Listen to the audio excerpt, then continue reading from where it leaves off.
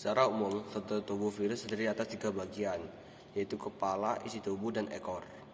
1. Kepala virus memiliki DNA atau RNA yang menjadi bahan genetik kehidupannya. Isi kepala ini dilindungi oleh kapsid, yaitu serbum protein yang tersusun oleh protein. Bentuk kapsid sangat bergantung pada jenis virusnya. Kapsid bisa berbentuk bulat, polihedral, heliks, atau bentuk lain yang lebih kompleks. Kapsid tersusun atas banyak kapsomer atau subunit protein. Kapsid adalah lapisan berupa rangkaian kapsomer pada tubuh virus yang berfungsi sebagai pembungkus DNA atau RNA. Fungsi kapsid ini adalah sebagai pembentuk tubuh dan pelindung bagi virus dari kondisi lingkungan luar. Apabila DNA pada virus dihilangkan, maka fungsi dari organisme virus tidak dapat berkembang dan tumbuh. Isi tubuh virus biasanya disebut virion, adalah bahan genetik yang berupa salah satu tipe asam nukleat DNA atau RNA. Tipe asam nukleat yang dimiliki akan mempengaruhi bentuk tubuh virus.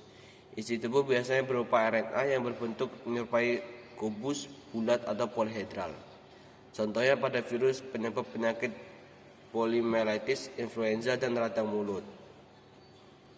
Ekor adalah bagian dalam struktur virus yang berfungsi sebagai alat untuk menempelkan diri pada sel inam. Ekor yang melekat di kepala ini umumnya terdiri atas beberapa tabung tersumbat yang berisi benang dan serat halus. Secara garis besar, keanekaragaman ini dibagi menjadi 3 tingkat, yaitu keanekaragaman gen, spesies, dan ekosistem. Pertama, keanekaragaman tingkat gen adalah variasi susunan gen pada satu spesies atau jenis, di mana keanekaragaman gen dalam satu spesies makhluk hidup yang menimbulkan variasi, disebut varietas. Contohnya varietas buah naga, Mangifera indica, seperti harum manis. Kedua, keanekaragaman tingkat jenis merupakan variasi yang terdapat pada makhluk hidup atau antar spesies dari suatu famili. Contohnya keluarga polong-polongan, seperti kacang tanah, kacang buncis, kacang hijau, maupun kacang jabri. Jenis kacang-kacangan ini dapat dengan mudah dibedakan karena di antara mereka ditemukan ciri khas yang sama. Namun dari sisi ukuran, kebiasaan hidup, bentuk buah, dan biji serta rasanya berbeda. 3.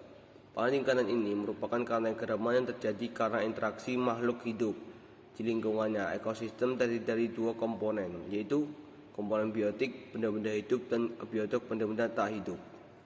Faktor biotik maupun faktor abiotik ini sangat beragam. Oleh sebab itu, ekosistem yang tersusun atas 2 faktor tersebut pun memiliki perbedaan antar ekosistem satu dengan ekosistem lainnya.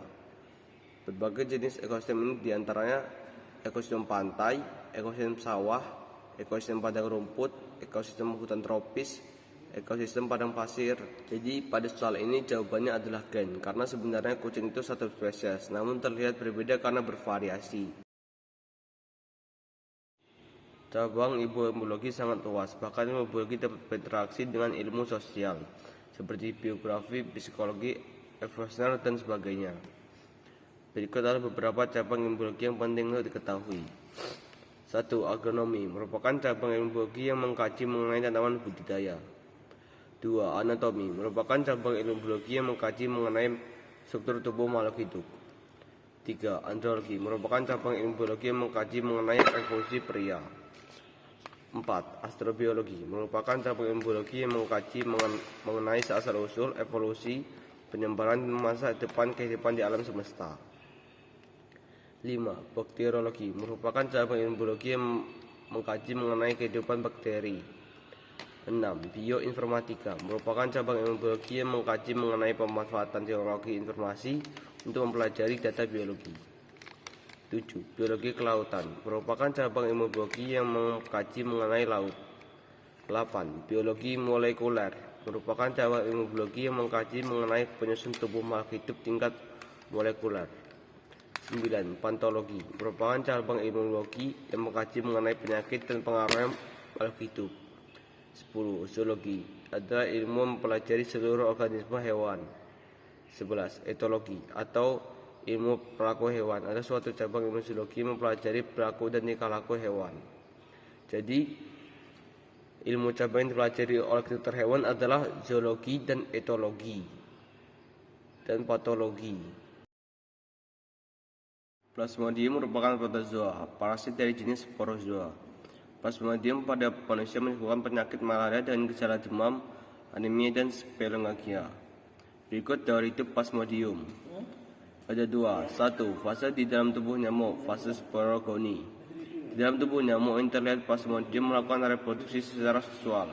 Pada tubuhnya nyamuk, spora berubah menjadi makrogamet dan mikrogamet, kemudian bersatu dan membentuk zigot yang menembus dinding usus nyamuk. Di dalam dinding usus tersebut, zigot akan berubah menjadi ookinet okiesta sporozoid, kemudian bergerak menuju kelenjar liur nyamuk. Sporozoid ini akan menghasilkan sporozoa seksual yang akan masuk ke dalam tubuh manusia melalui gigitan nyamuk.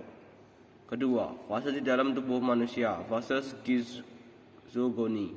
Setelah tubuh manusia terkena gigitan nyamuk malaria, sporozoid masuk dalam darah manusia dan menuju ke sel hati. Di dalam hati ini, sporozoid akan membelah dan membentuk merozoid. Akibatnya, sel-sel hati banyak yang rusak.